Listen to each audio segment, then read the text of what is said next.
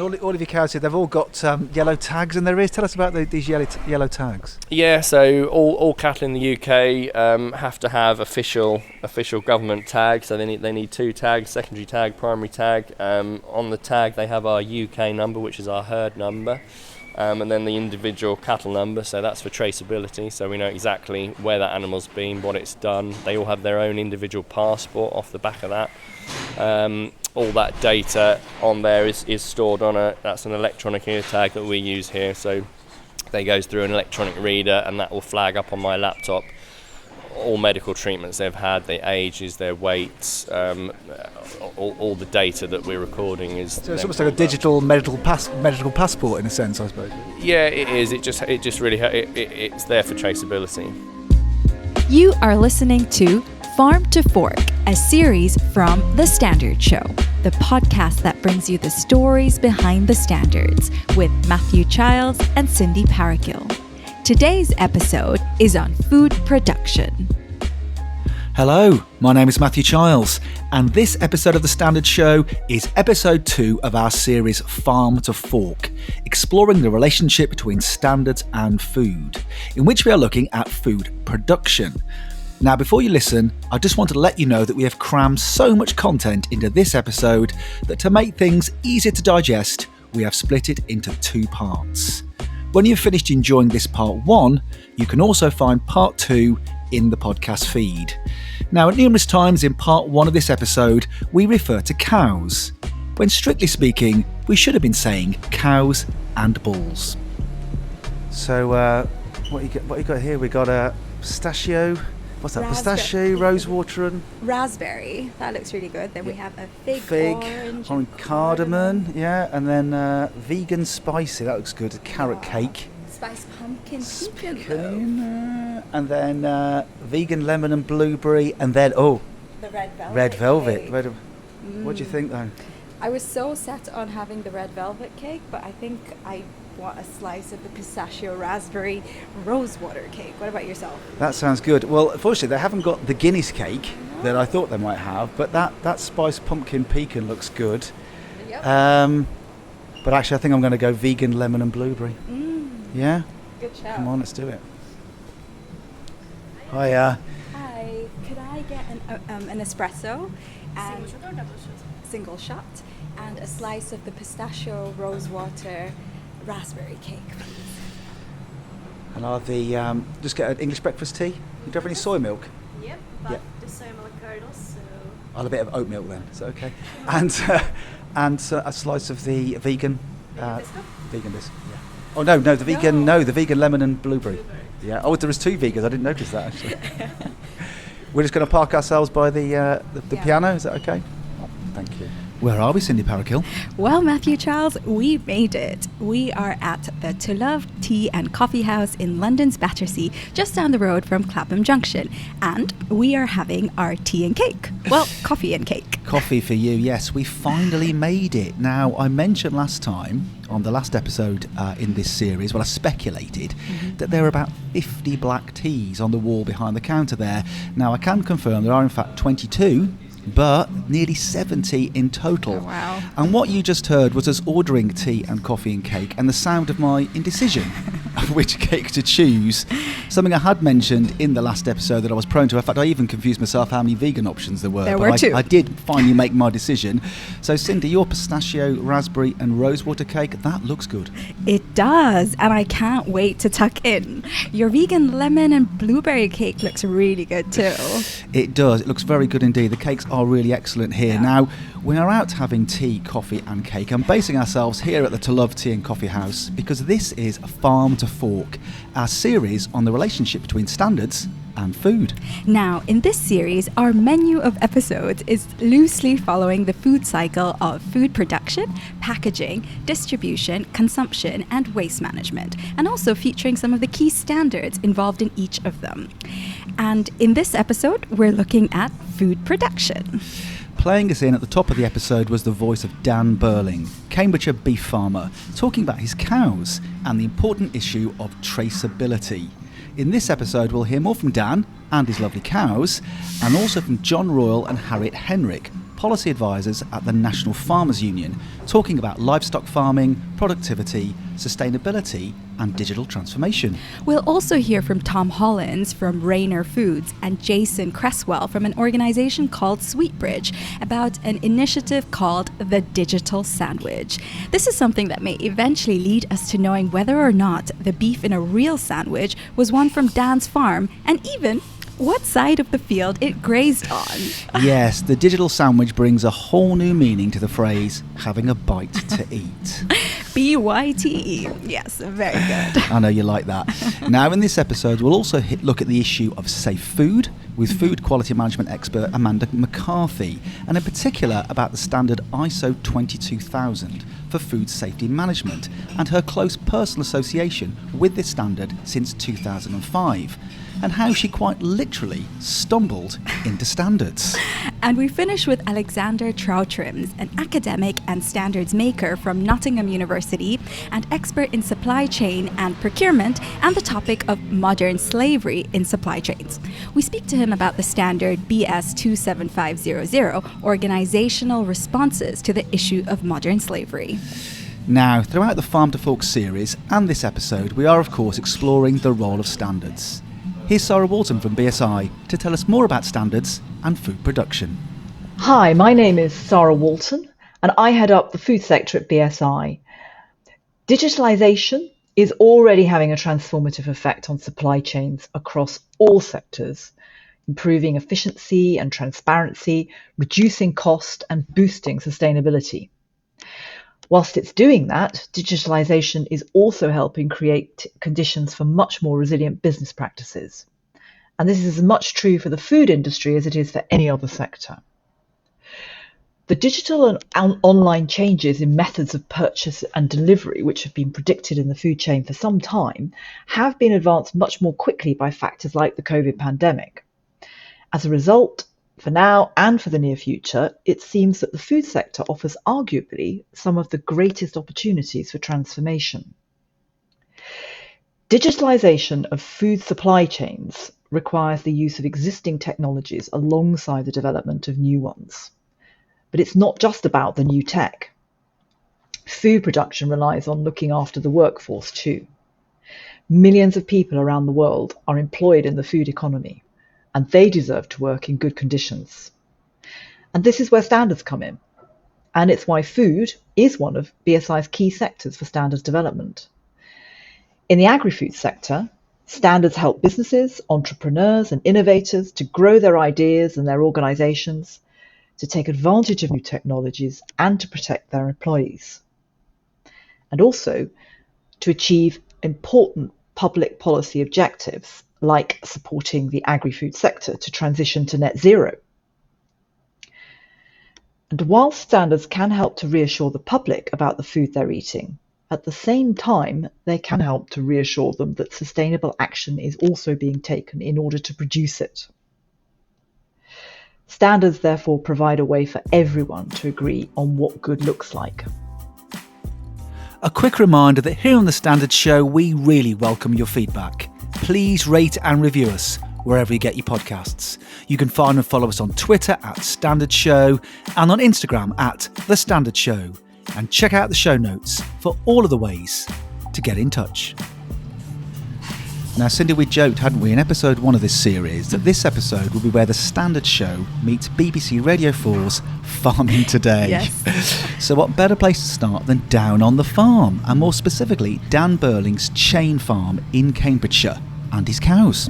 Yes, the farm is run by Dan and his brother Stuart and has been in their family for 5 generations. It's a mixed arable and livestock farm covering around 3,000 hectares. They have 700 cows of the stabilizer breed, which, to those of you who are wondering, is a pretty big number really, considering that the average number of cows on UK farms is only 26. Now, when we went on our little field trip, it was a pretty windy day, and despite our best efforts to minimise it, some of the recording does pick that up. But we start outside the farm, and with me being a little bit mean about what Cindy is wearing on her feet. Yes, we do. First things first, Cindy, what are you wearing on your feet? Well, I've come prepared for a little excursion today, and I'm wearing my brand new wellies. Wellies they may be, but I think they're a bit more than that. You better tell everyone. You better tell everyone the make of these particular wellies. They're hunter boots. I've been wanting a pair for a while. Now, when you got these, when you got out of the car, I half expected them to be a sort of bright garish colour, but actually they're quite classy, aren't they? Yes, I've gone for black, and I see you've also gone for black, though I must say yours are quite muddy.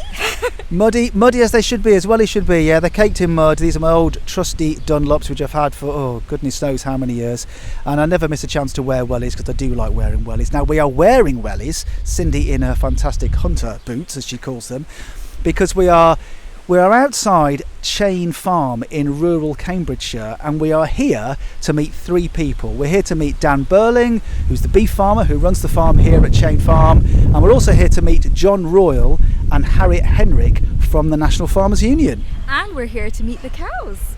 Shall we go in? Let's do it. Tell us about this breed here, Dan. What is it? Yeah, so the breed is called Stabiliser, and it's a composite breed, which means it's a breed which is made up of other breeds with the view to increasing hybrid vigour. And the reason it's called a stabiliser because the idea is to stabilise the crossbreeding programme. So you end up with it's a lot more efficient than a purebred system. This versus a purebred system, it was proven in the States that you'd end up with about 23% more kilos of beef with this breeding system versus a purebred system. So that's why we do it. So it's developed in the States in the 70s at the Clay Research Centre in Nebraska. It was originally called the Mark II, which is a breed make-up of 2 continental breeds, 2 native breeds.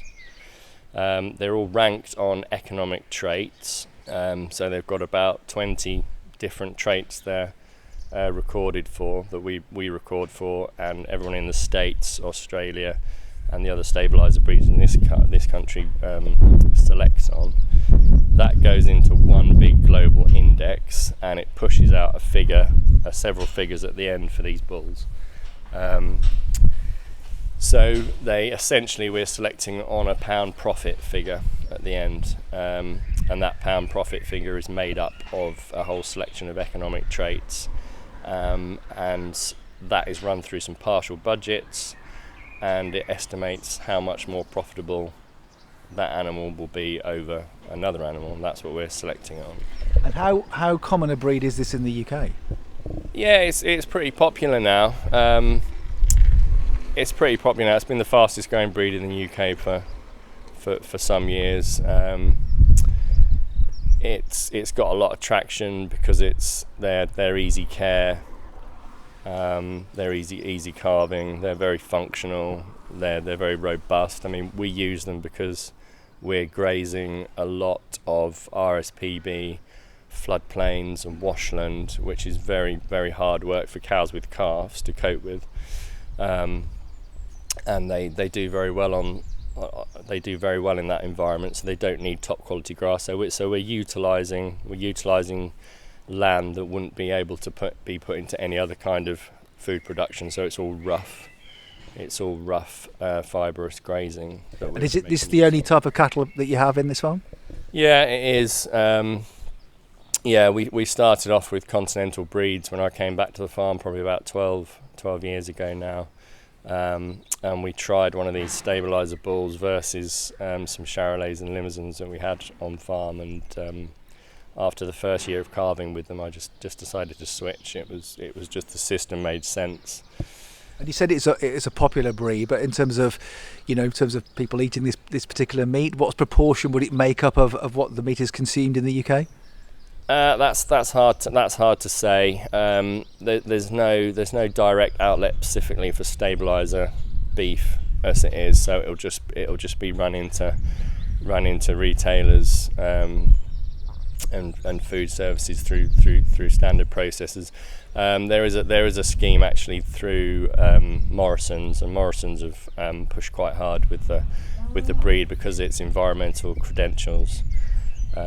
So we use genomic testing to look at the various traits of the animals, and when we ran that through, our carbon calculator, we came to the conclusion versus UK average beef figures that we're around 40% with this system, a full stabilised system, 40% more carbon efficient than UK average. So supermarkets like Morrison's, who have put a pledge in to be net zero, are pretty keen on this kind of thing. I mean, in terms of the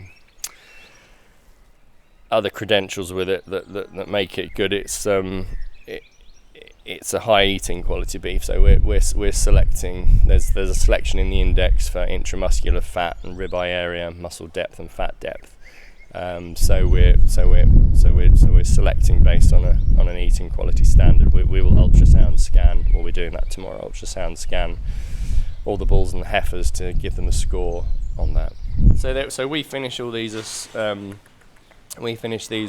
bulls. So we keep them entire. So there's no castration.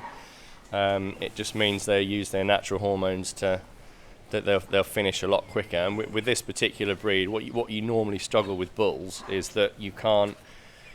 They get they remain too lean, so they lose eating quality and they get a bit stressed out because they're still entire. But with this breed, are very docile. They're specifically selected for docility. They are. They're really. I mean, they're gathering around us now and taking a real keen interest in us. I mean, I'm happy to get in there. I'll get in there and sit on the floor if you want. And they don't do anything. Cindy, if you want to get in there and sit on the floor, then that'd be great. You've got your new wellies on, so you can get in there and do that. Yeah. How old are these ones at the moment? They're 12 months old. So the target is to get them to 650 kilos live weight at 13 months, and at that point they're ready to go. So that's a big help with reducing carbon footprint, because you're finishing animals a lot quicker. So I think the UK average is around 27 months to finish beef, which means they're on the planet for a long time, which means they're producing a lot more methane all the time. So finishing them in this system is a lot more efficient.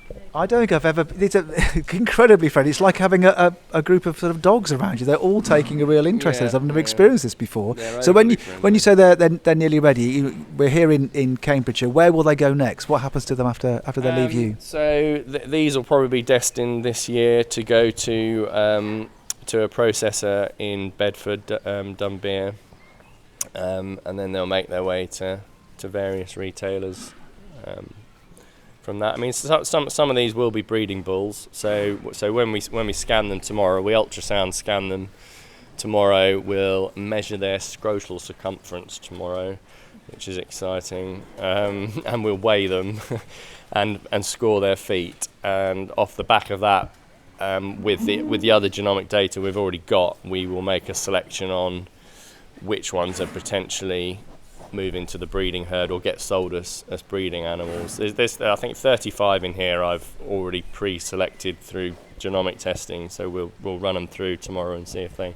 I've got to ask, given that you mentioned scrotal circumference, what is a good scrotal circumference? A good scrotal circumference is the breed minimum is 34 centimetres at 12 months old, so we can't breed from that, but there's the older bulls, a lot of the older bulls will be 40 centimetres plus. So the larger the scrotal circumference, the better. It means they're more fertile. It means they're going to get more cows in calf in a shorter period of time. And it actually has a direct correlation to how early maturing their daughters are.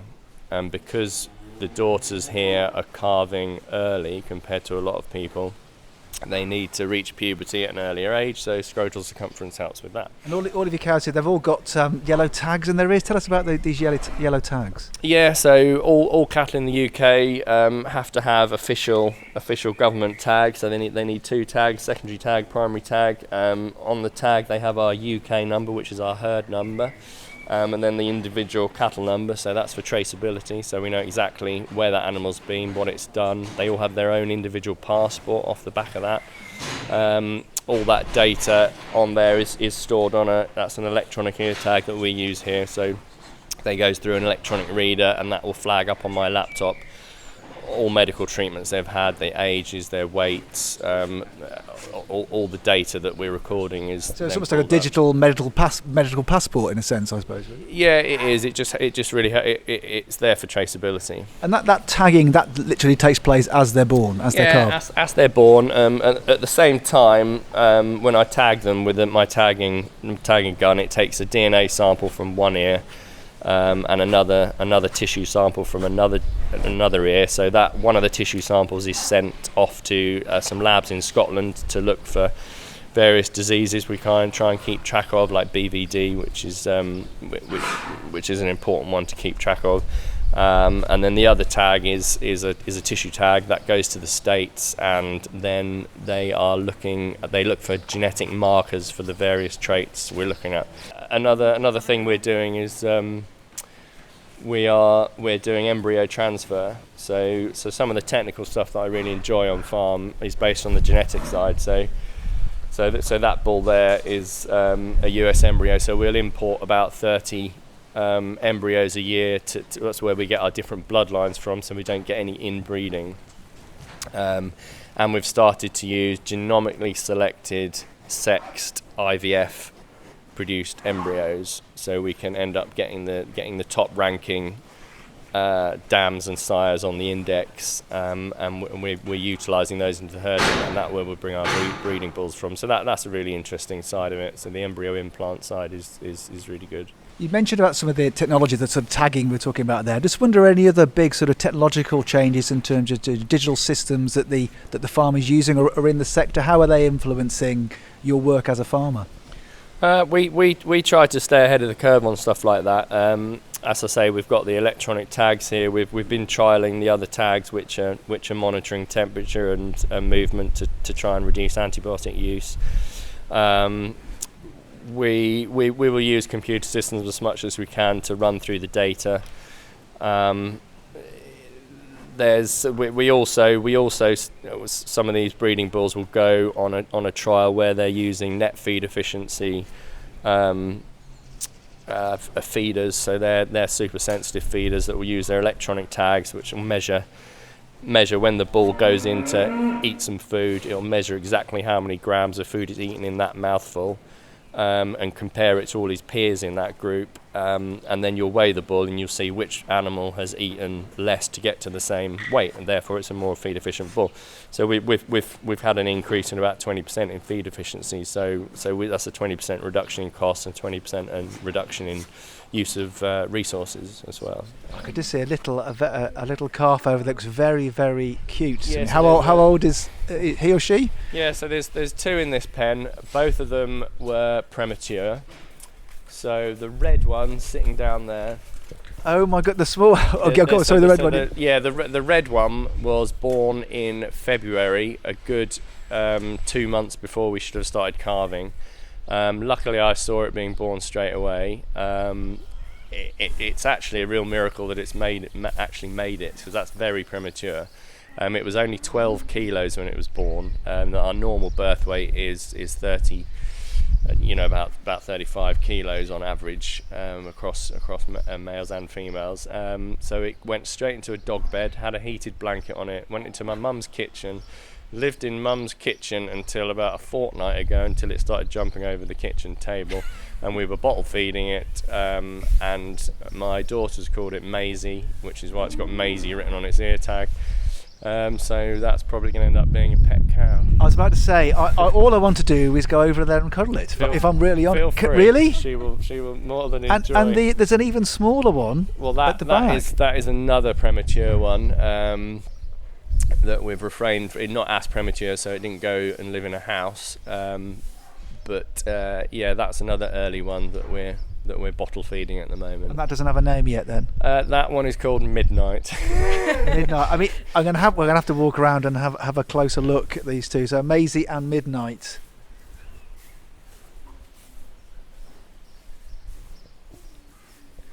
Harriet, you beat me to it. You got there first. Oh, look at that. Gorgeous. I don't think she might come across and say hello to me. She's beautiful. absolutely beautiful, isn't she? She's sort of What colour would you say that was? Sort of chestnut, so light chestnut colour. Absolutely. And the one behind, Midnight, looks like a little dog. Yes. Oh wow, how cute and friendly were those cows. Dan was lucky that we didn't try and smuggle one out. I know, they were so docile. I know that Dan explained that was one of the key characteristics of the stabilisers breed, their docility, but they really did act like domestic animals. It was like a family pet. It was amazing. Now, Matthew, I thought it was really interesting what Dan was saying about how he really enjoyed using technology and science to help with the breeding of his cows. He said it allowed him to really exploit the efficiencies and sustainable performance of that particular breed of cattle, or the credentials, as Dan referred to it. That's true. And talking about breeding, we also got in a reference there to scrotal circumference. Now, I never thought I'd be talking about scrotal circumference on a podcast. I'm just glad he didn't offer to give us a practical measurement demonstration. Yeah, that may have been a step too far. I agree. So after we left Dan and his lovely cows, we retired to a relatively quiet barn to have a chat with John Royle and Harriet Henrick from the National Farmers Union, or the NFU, to talk about some of the things we'd spoken about with Dan, including sustainability, productivity and traceability. Though in the background, you'll also hear Dan getting on with his farming. The NFU represents more than 46,000 farming and growing businesses. Harriet is livestock advisor and John Royle is chief livestock advisor for the NFU. They are responsible for representing the interests of beef and sheep members on a wide range of policy issues. We started by asking Harriet and John about some of the changes taking place in the livestock industry and the issue of sustainable production. I think it's really important that we sort of encourage our industry to sort of drive to be more productive, use our resources as efficiently as possible. So in this part of the world, it's certainly, more drier part of England, isn't it? So, for Dan, it's about managing his grazing and not overgrazing, and utilising some of those, those wetland areas that part of the RSPCB. All of that sort of stuff where livestock could be part of the overall farming picture. And utilising some of the manures that you get from livestock, so we're less reliant on purchased chemical fertiliser. So, but I think as well is the overall story that we want to try and tell of UK red meat production is that it's sustainable. Don't feel guilty about eating a piece of steak. If you're going to eat steak, eat it from the UK, because in terms of our emissions, we're far, far lower than anywhere else in the world. And it's not just about emissions; it's the quality. It's the use of farm medicines, the animal welfare. We're pretty good at what we do. And the biodiversity and habitat that comes with it. Dan grazes his cows on the wetlands. That's not just good for his cows, but actually that's good for the birds that are around as well. You get bats from the dung flies, etc. It's just that circular sort of, economy that we need to appreciate. In terms of you mentioned earlier about sort of productivity issues that sort of Dan was facing. Just what else, could you talk us through some other areas about how farms in the UK, particularly in producing protein or in the meat industry, what other areas they're looking at in order to become more productive? First of all, we're looking at genetics. So you heard a lot today about how you breed an animal that is more efficient.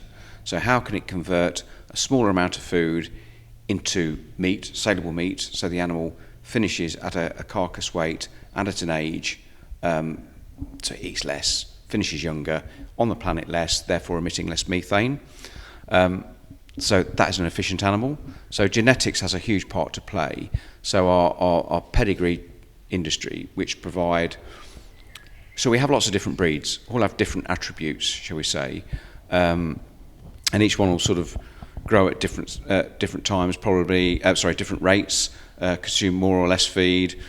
Some may produce better on forage rather than a cereal-based diet. So genetics is a really important thing. The next thing would be around animal health, so improving the health of the animal. So if there's less underlying disease in the animal, so particularly around respiratory disease for beef cattle, if they get a touch of pneumonia, that limits the potential for that animal to grow at the same speed as it would do. So a real focus on animal health, so that means vaccinating animals for certain diseases that may be present. So we focus a lot on that as well.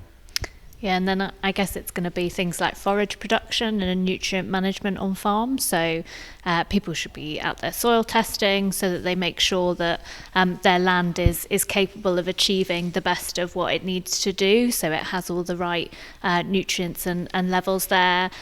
Same with their forage. They can be testing their forage to make sure that their cattle are getting the best. And we're seeing a lot of people moving to sort of mob grazing or sort of standard grazing, so that it's going more towards sort of having a shorter period of time on a piece of ground and then moving on quickly to allow that ground to regenerate with the manure from the cattle, but also from the ground itself.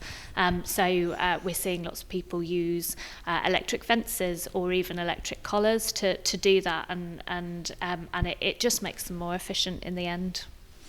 But you can see as well, it takes a significant amount of investment to become a really productive farm. So here, for example, Dan is investing in new buildings. So new buildings mean that he can, run lots of animals with reduced labour. The buildings are designed that you get really good airflow, so you get less problems in terms of respiratory problems, respiratory disease, because the air becomes stale. So putting a new building up is quite expensive. So you've got to generate profit from your business to be able to reinvest into your business. So it's a real challenge for many. Yeah, I think as well, if you're a livestock producer producing beef and lamb, I think we're always concerned about consumer attitudes towards our products. So, there's been, particularly with younger people, the marketing of alternatives, meat alternatives, and even potentially in the future, synthetic meat, where is livestock production, going to fit in 5, 10 years, 20 years' time when there are other protein sources out there available? So I think we spend a lot of time, and they expect people like the NFU to spend some time, is defending the industry, to say, actually, livestock production in a country like ours, where we have water, naturally produce lots of forage, we're doing it in a really sustainable way that's good for biodiversity. Actually, it's a really good way of converting grass into really valuable protein that actually tastes pretty damn good. So I think, defending the reputation of the industry is becoming harder and harder and more important for organisations like the NFU and acting on the NFU's behalf.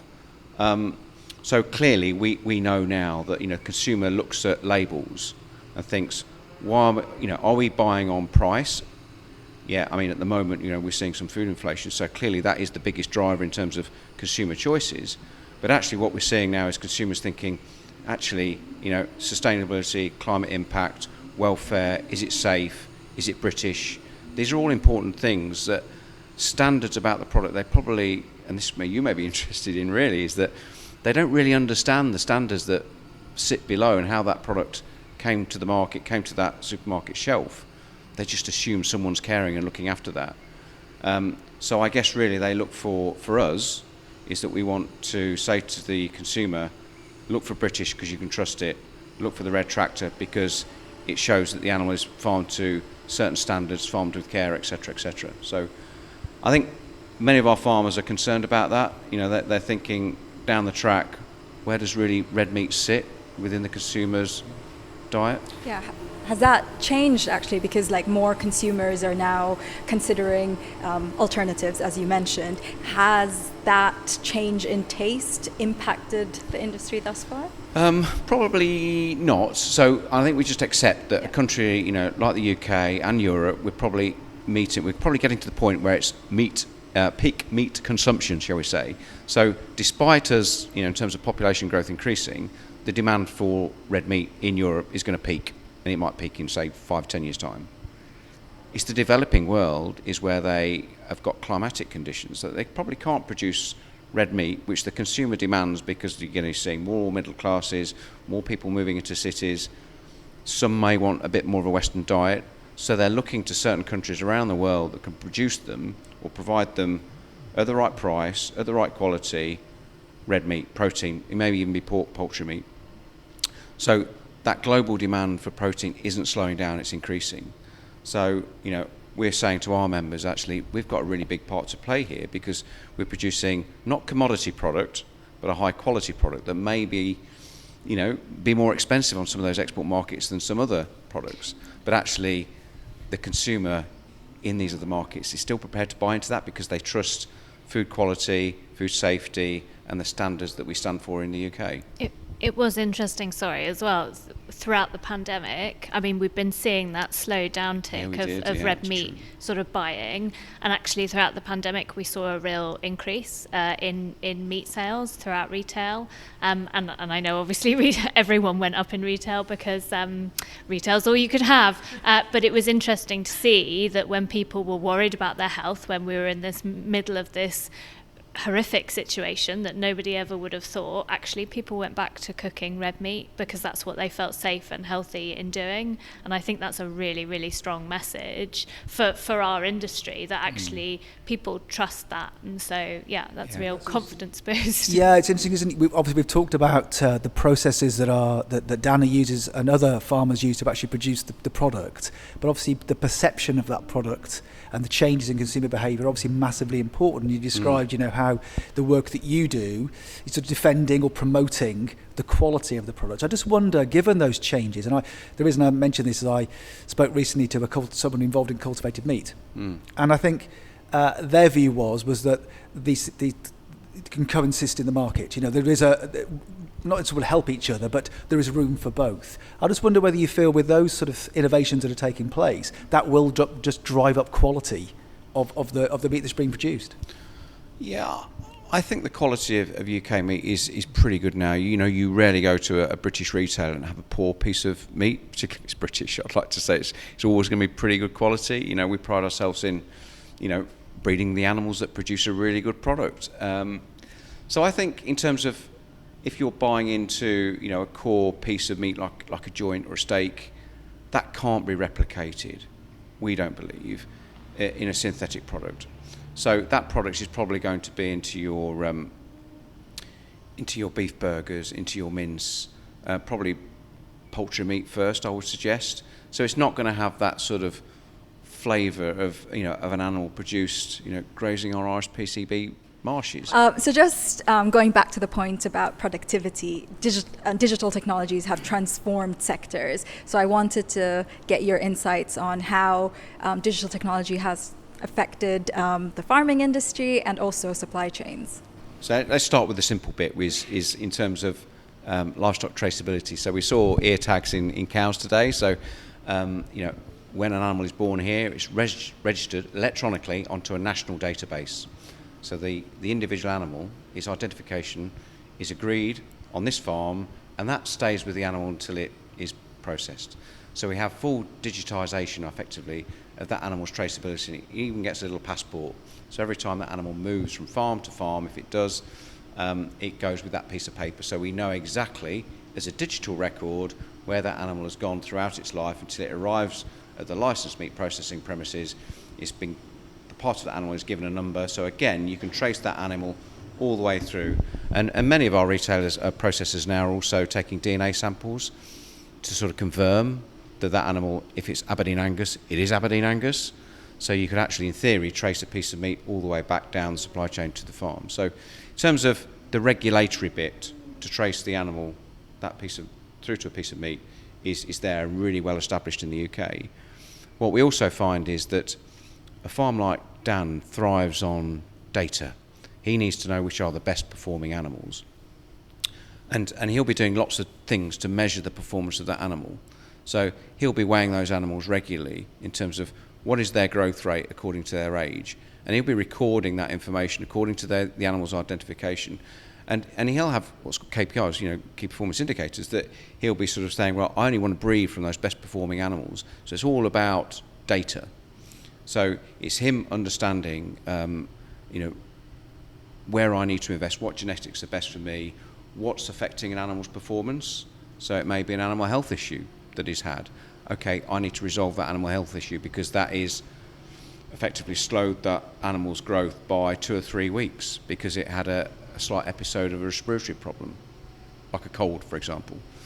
So all farmers in the UK now are starting to adopt farm software package systems where they analyse a lot more data about the animals and crops that they're producing. But in terms of livestock traceability, we have, a very good system compared to worldwide, and there are certainly a lot of other countries that wouldn't individually tagged wouldn't be able to have that traceability from farm to fork, and so I think as a country that should be something we're very proud of. So we'd know exactly how many animals we've got in the UK, literally their date of birth, their mother's name, their father's name.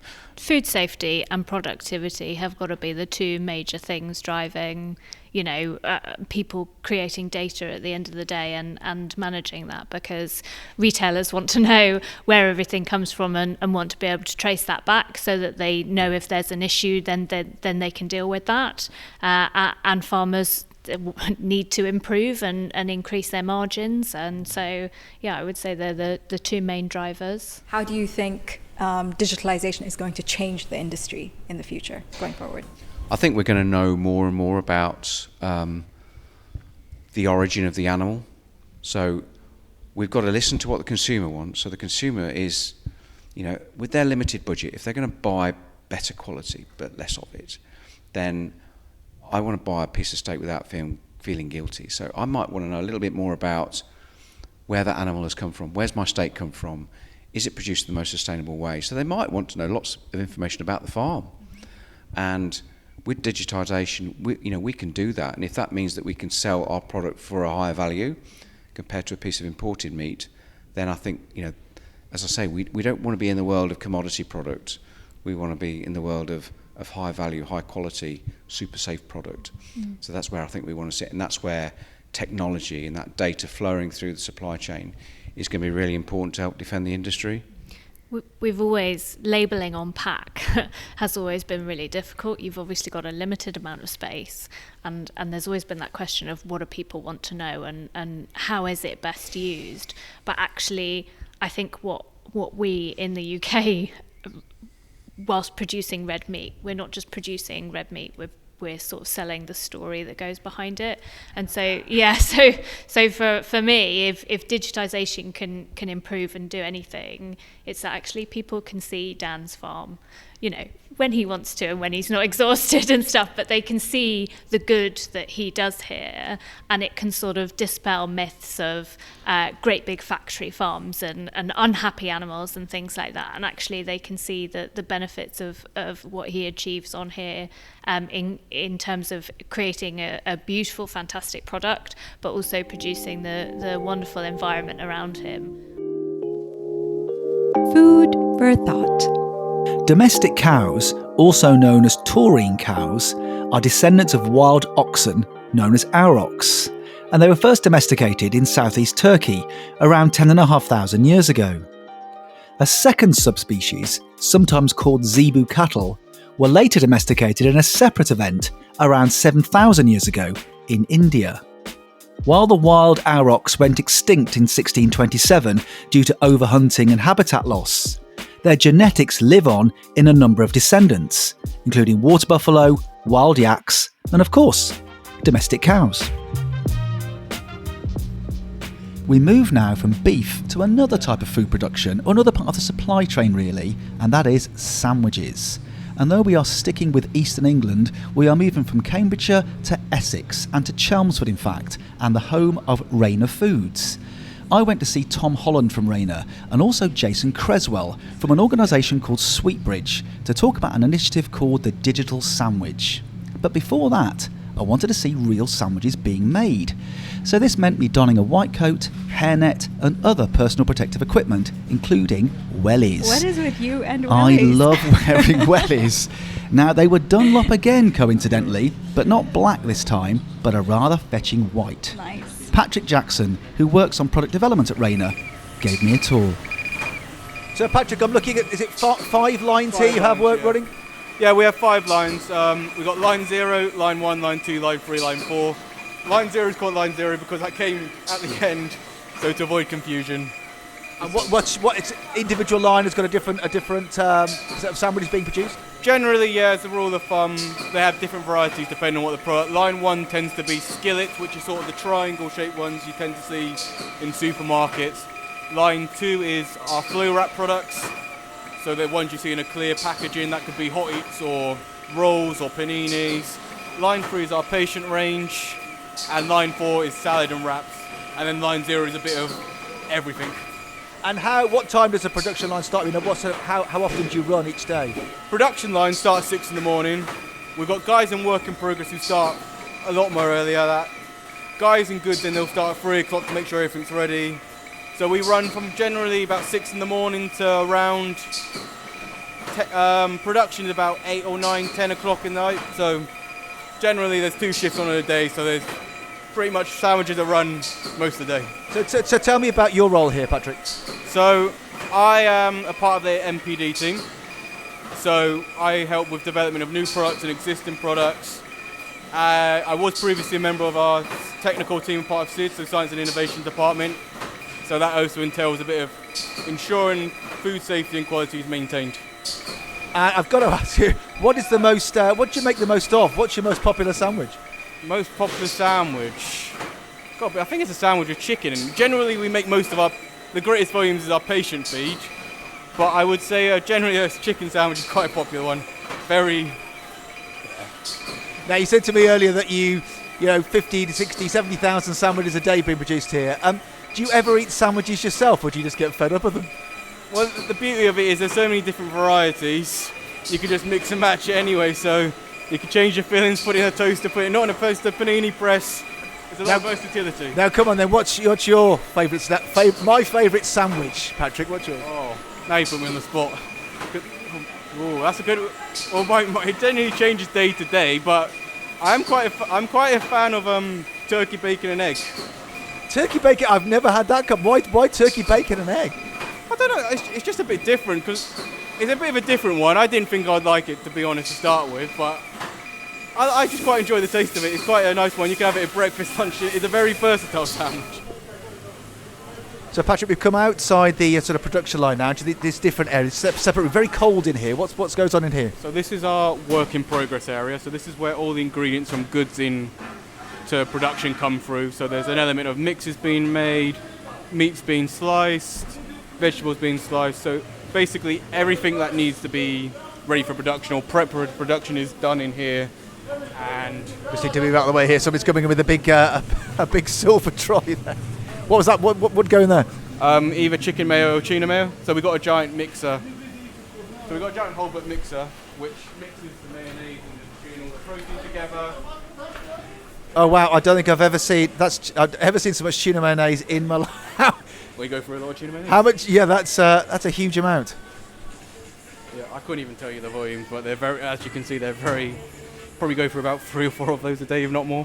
Actually, the smell in here is fantastic because of all the different flavours of all the different sandwiches, haven't you? And behind me here, the slicing of the how thick is the ham being sliced there?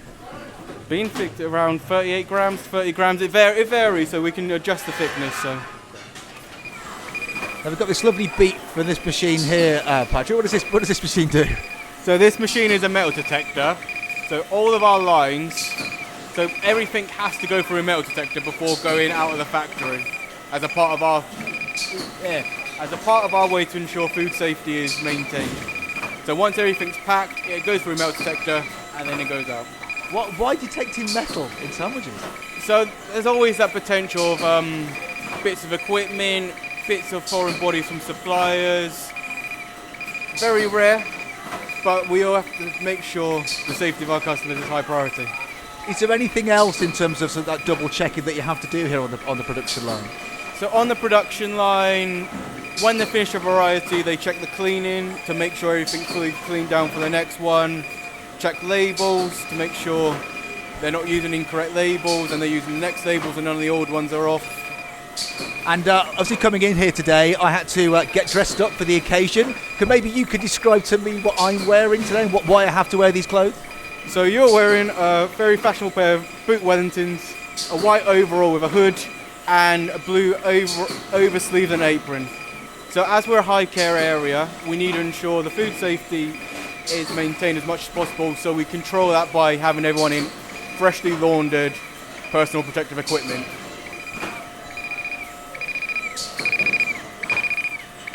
Okay then, Cindy, what's my favourite sandwich?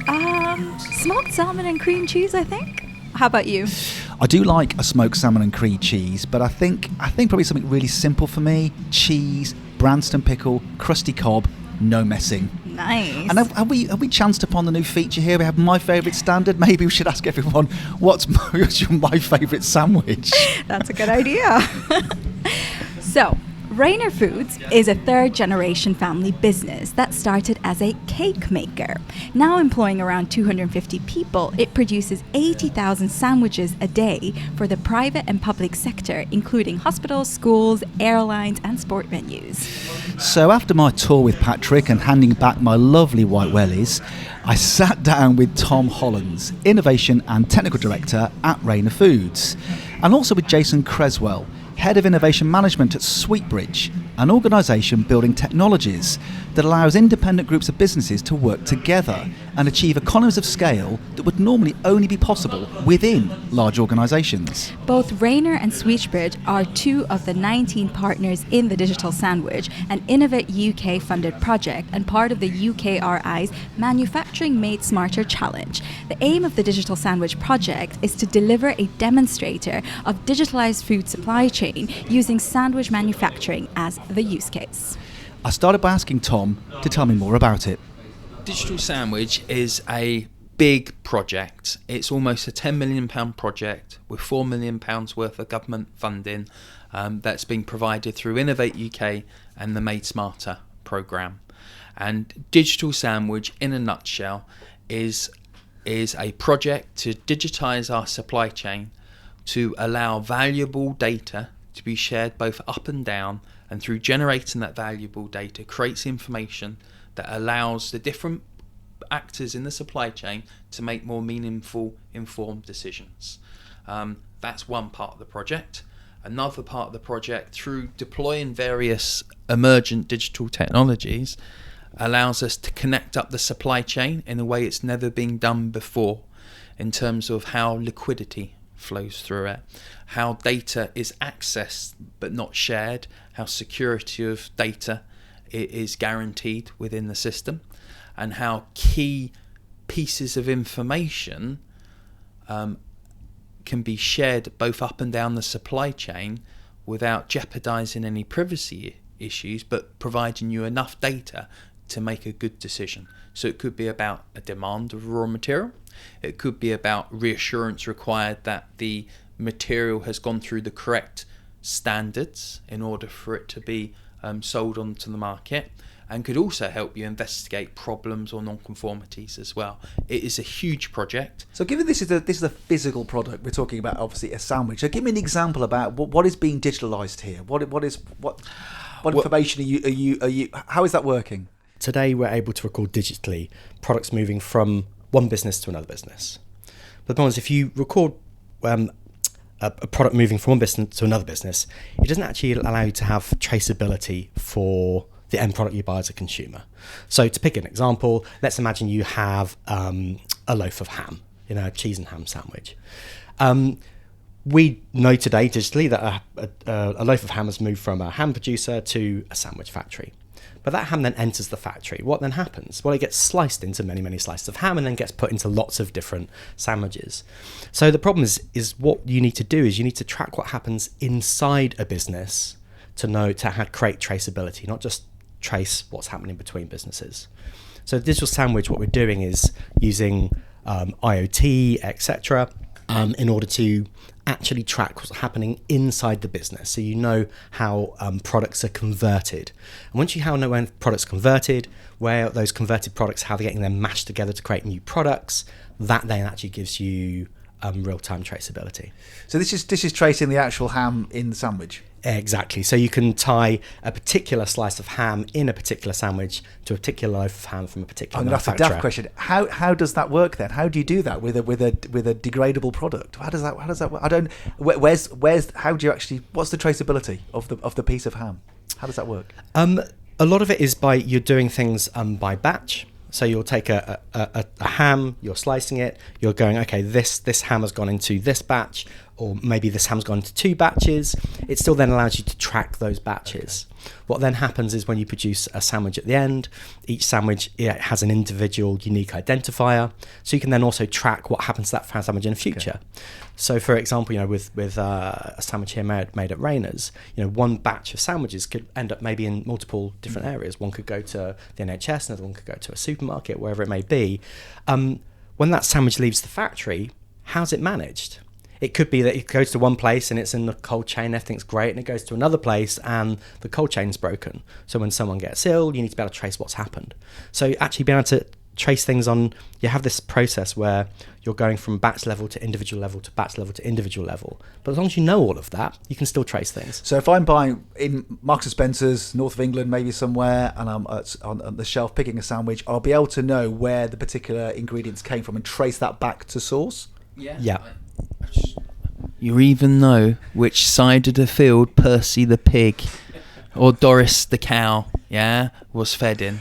We have that level of traceability, and as Jason was saying, we can trace that pig to turn into the leg, to turn into a log of ham, to turn into a sandwich, to turn into a batch that goes to a supermarket or a school or a hospital.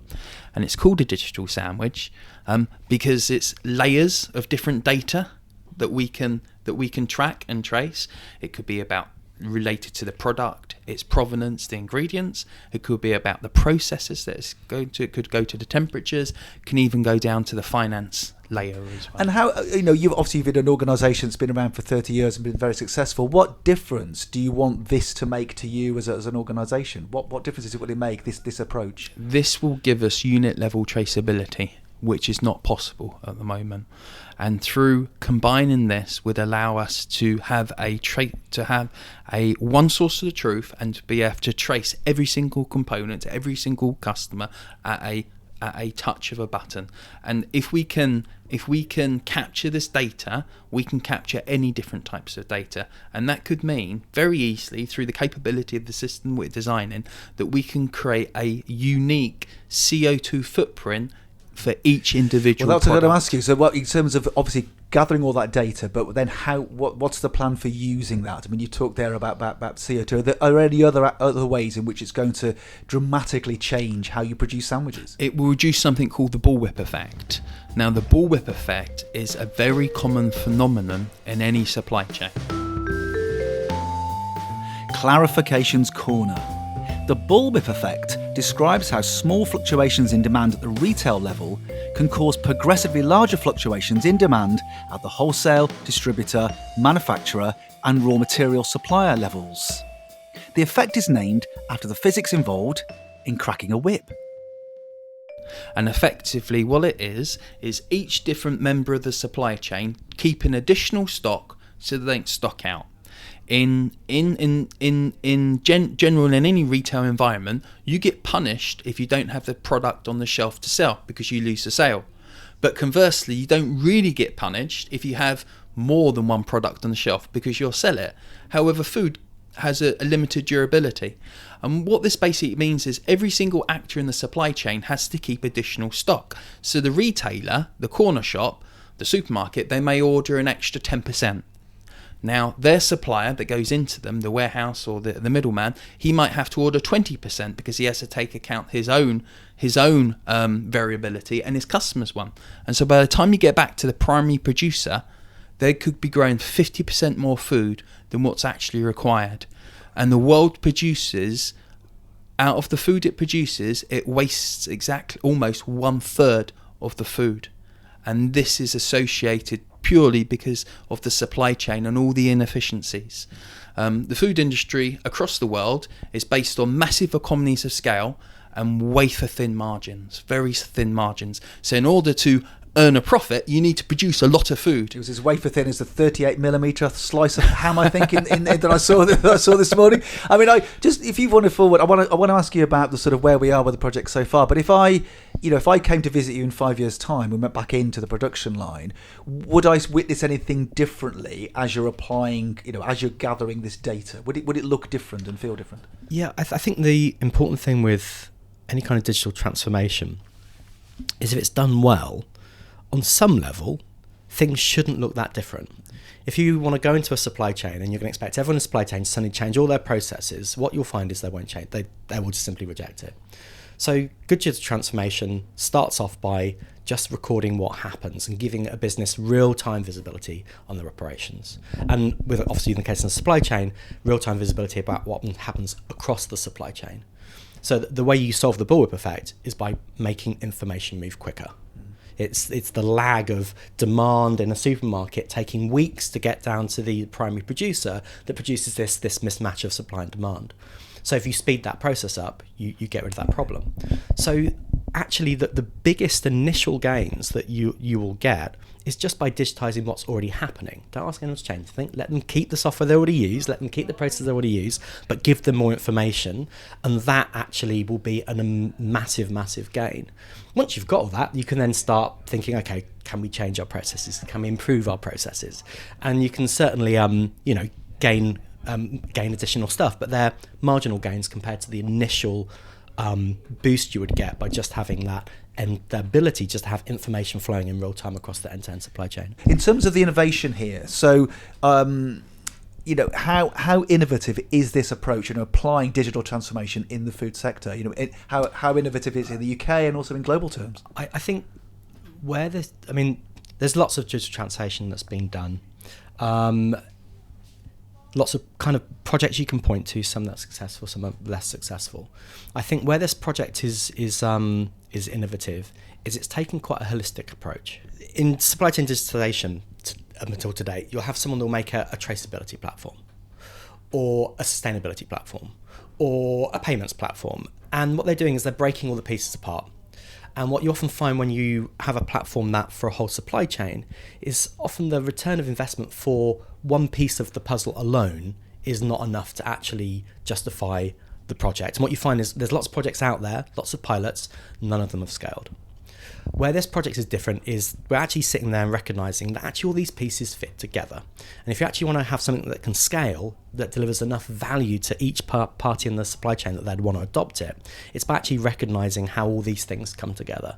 So if you have, for example, real-time visibility of all your assets across the supply chain, you can use that to get financing, to reduce your financing costs. You can use the same data to actually have traceability. In fact, traceability will come for free.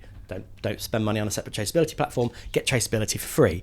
And it's this kind of approach that makes this project, I think, a little bit different from others that I've seen and been involved with. I want to ask you about where we are with the project, but in terms of the success of this, where else might it be easily applied within food? Are there any other examples where you could take this approach and you've got the sandwich, but any other obvious ones that you could do this with? I think an important thing is, every business has its processes, etc., and every different part of the food industry is different. Each industry is slightly different, but on some fundamental level, when you're looking at some of the core technologies, all supply chains actually kind of function in the same way. If you squint at it in a certain angle, they all function in the same way. What changes between industries often is the language used to describe the same thing. So what I find is that from a technological perspective, a lot of the technology that's being used here can be directly taken into other parts of the food industry and even different industries. Where things are different, where things really change, are the language you need to do to the sales process to engage people and get them involved. And of course, the actual user experience, the kind of apps that someone uses is highly specific to the role they have. So the apps, that's going to be different as you move through industries. The sales process, very different. But the core underlying technologies, a lot of the approaches around how to improve days inventory outstanding, days of receivable outstanding, how reduce the weighted average cost of capital, this is actually surprisingly similar across all industries. And where are we now with the project? What progress has been made so far? So we've gone through, first of all, the pandemic didn't help to start off with. What it meant is a lot of the initial work had to be done remotely rather than within the factory. And so we've had to rejuggle the project or so to accommodate that. But all things being well, we're currently in the alpha testing phase at the moment. We have simulated product moving in and out of various processes, and nodes within the supply chain, and that's happening at the moment. And then the intention is to do the final demonstrator piece here on the factory and also our supply chain as well. So a market success will be you scan the product, they have each individual QR codes. It's all permission based, so we're not giving any of our data away or any of our supply chain data away unless that person who owns that data has said, I'm happy for you to share that with the final consumer. With all being well, the level of detail that we could reveal could be anything that's recorded on the platform. So it could be, go back far, this is the pig that went into this log of ham, this is where it was slaughtered, this is where the pig was fed, this is what the pig was fed on. And we can follow it all the way from farm to fork. We could be able to track all the different standards that we use to make the product safely. We can track, of course, the distances, the temperature fluctuations from when it got turned into ham and how that temperature chill chain has gone all the way to the final retailer outfit as well. And we can include pictures, delivery records, operating temperatures, process parameters, you name it. As long as we've digitized it within our digital twin with permission, we can give access to that to the consumer. They probably won't want to see all this, but these are lovely points of differences.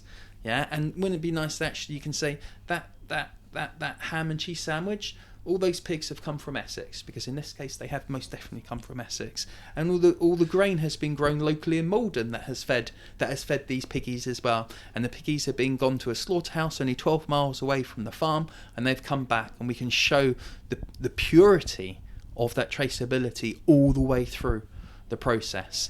Yeah, it's funny that the very concept of a supply chain is like a fiction from like business management schools. The reality is, that there is no supply chain. It's impossible to sit there and pick out a supply chain for a single product. What there is a single global network of businesses. Every single business on this planet is connected to every other business. It's simply a question of how many degrees of separation. And if you were to look at any single product, including a product made from the same batch, if you actually, I'm looking at the watch you're wearing here, if you were to take that watch and take all the watch made in that particular batch, and could, because no one can, actually trace back all the products, you'd find that every single watch in that batch has a different supply chain. That is the reality, and that's pretty much true for every product. Food for thought. Now, in the UK, we love a sandwich. So much so that we eat 12 billion of them every single year. The sandwich itself is named after John Montagu, the 4th Earl of Sandwich, who lived from 1718 to 1792. He started a craze for eating beef between 2 slices of bread, so he could continue eating without having to leave his gaming table. However, the use of some kind of bread or bread-like substance to lie under and over some other food long predates the 18th century and is found in numerous much older cultures worldwide. Now, that's where we leave part 1 of this episode of our Farm to Fork series. In part 2, we discover if I managed to eat one of those sandwiches at Raynor Foods. Cindy and I reflect on what we learned from Tom and Jason and their digital sandwich. And we also learn what the Douglas Adams novel, Dirk Gently's Holistic Detective Agency, has to do with it all. Plus, we'll hear interviews with quality expert and standards maker Amanda McCarthy on food safety management and the standard ISO 22000, and with academic and standards maker Alex Trautrims on the issue of modern slavery in the food sector and the standard BS 25700. So maybe have a quick break, grab a cup of tea or coffee and your own slice of cake, and then tuck into part 2, available now in your podcast feed. You just heard a Stripped Media production.